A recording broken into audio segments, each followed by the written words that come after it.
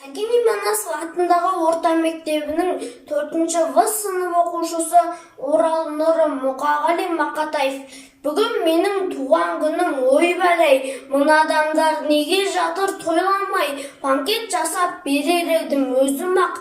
Тәңірдің бір жаратпай-ақ қойғандай, мына дүние неге жатыр үндемей, алаулатып тойдың шоғын үрлемей. Құшақ-құшақ гүл шоқтарын лақтырып, мынау шапан, мынау атың міндейм. Мына жұртқа жақпады ма әлденем, бекер өмір сүргенім бе әлдемен. Халқым сенің қасиетің білім деп, босқа өмір өтті мекен әуремен. Айтамын деп қуанышың мұңыңды, басқа арнаға бұрдым ба деп жарымды.